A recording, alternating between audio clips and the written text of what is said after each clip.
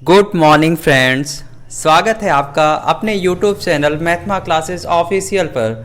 दोस्तों, मैं सत्येंद्र एक बार पुनः हाजिर हूँ इस हफ्ते के 10 सबसे महत्वपूर्ण करंट अफेयर्स के प्रश्नों और उनके विश्लेषण के साथ। लेकिन शुरू करने से पहले आते हैं पिछले हफ्ते के अभ्यास प्रश्नों पर।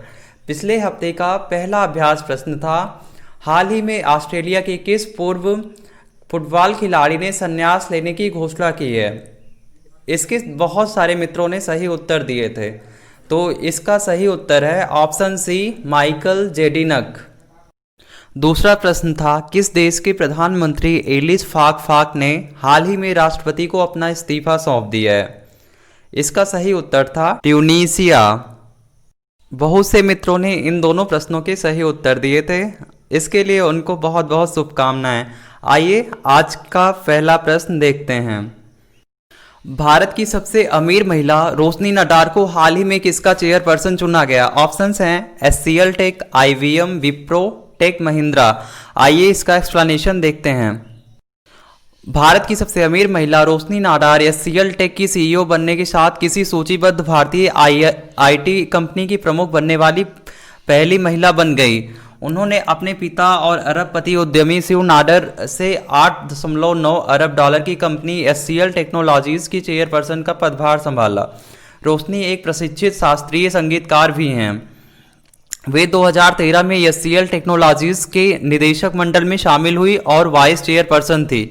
वे समूह की सभी संस्थाओं की होल्डिंग कंपनी एचसीएल कॉरपोरेशन की मुख्य कार्यकारी अधिकारी सीईओ के पद पर बनी रहेंगी। तो इस प्रकार इस प्रश्न का सही उत्तर होता है ऑप्शन ए, एचसीएल टेक। आते हैं आज के दूसरे प्रश्न पर। फीफा ने घोषणा की कि 2022 विश्व कप किस देश में आयोजित किया जाएगा। ऑप्शंस हैं कतर, इजरायल, रूस, जापान। आइए इसका एक्सप्लेनेशन देखते हैं। फीफा ने घोषणा की कि 2022 विश्व कप कतर में आयोजित किया जाएगा। फीफा ने मैचों की अनुसूची भी जारी की। 2022 का फीफा विश्व कप अरब में आयोजित होने वाला पहला विश्व कप होगा और मुस्लिम बाहुल्य देश में भी पहला होगा। इस प्रकार इस प्रश्न का सही उत्तर है ऑप्शन ए, कतर। आइए आते हैं आज के तीसरे प्रश्न पर। मध्य प्रदेश के किस राज्यपाल का हाल ही में 85 वर्ष की आयु में निधन हो गया। ऑप्शन है लालजी टंडन, आनंदीबेन पटेल, जयराम दास दौलतराम, अनिल बैजल। आइए इसका एक्सप्लेनेशन देखते हैं।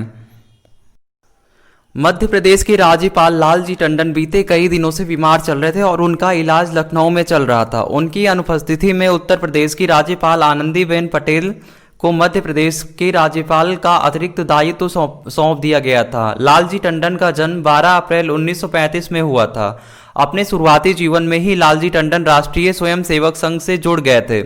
लालजी टंडन को साल 2018 में बिहार का गवर्नर बनाया गया था। उन्हें इसके बाद साल 2019 में मध्य प्रदेश का राज्यपाल नियुक्त किया गया। तो इस प्रकार इस प्रश्न का सही उत्तर होता है ऑप्शन ए, लालजी टंडन। आज का चौथा प्रश्न है, किस राज्य सरकार ने अनुसूचित जातियों के सर्वांगीण विकास के लिए नवीन रोजगार छतरी योजना शुरू की है। ऑप्शन है बिहार, पंजाब, उत्तर प्रदेश, मध्य प्रदेश। आइए इसका एक्सप्लेनेशन देखते हैं। उत्तर प्रदेश के मुख्यमंत्री योगी आदित्यनाथ ने हाल ही में नवीन रोजगार छतरी योजना का शुभारंभ किया। दरअसल मुख्यमंत्री ने अनुसूचित जाति के गरीब लोगों के विकास और उन्हें रोजगार मुहैया कराने के लिए इस योजना का शुभारंभ किया और करोड़ों रुपए इस दौरान लाभार्थियों को ट्रांसफर किए।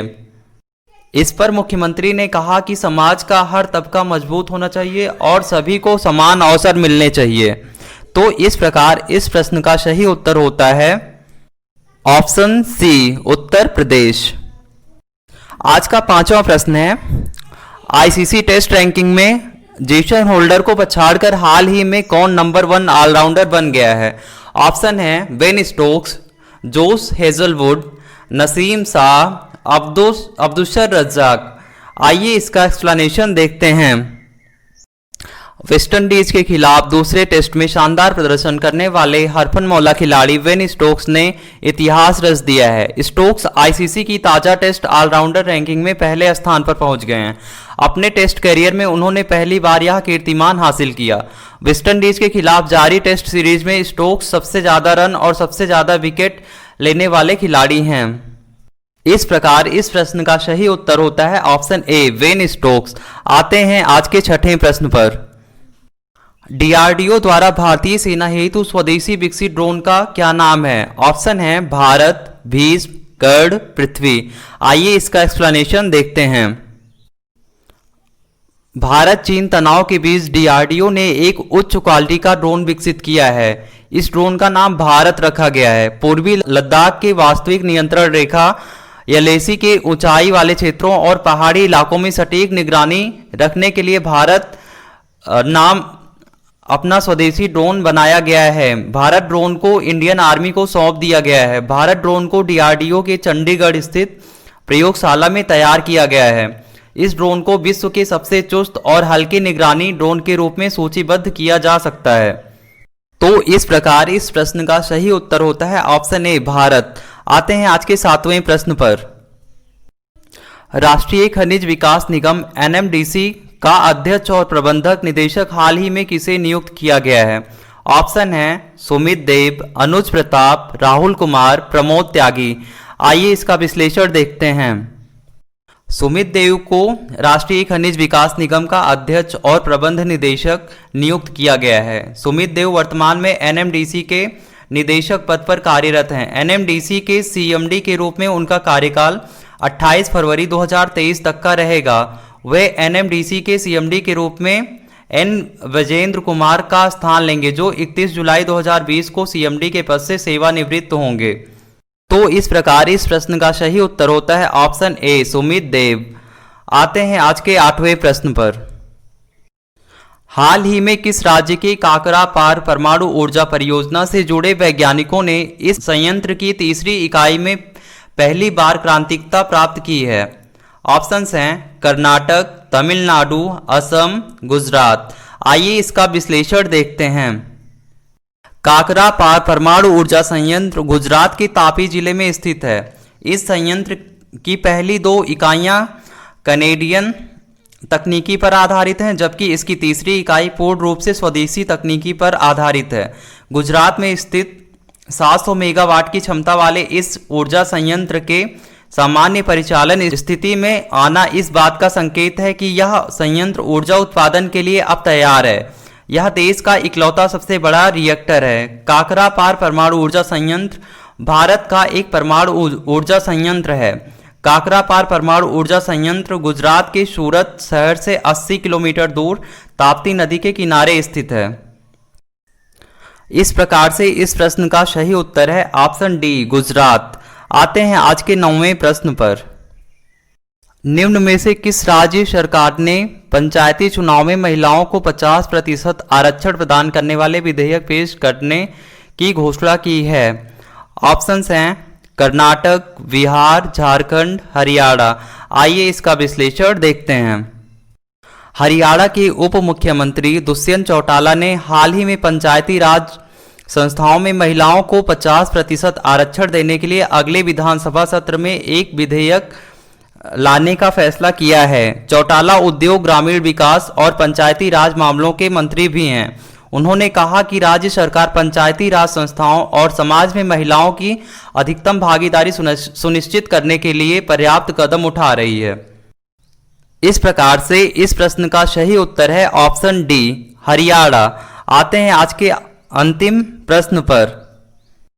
आज का अंतिम प्रश्न है, अंतर्राष्ट्रीय क्रिकेट परिषद आईसीसी ने हाल ही में किस टूर्नामेंट को इस साल स्थगित करने का फैसला लिया है?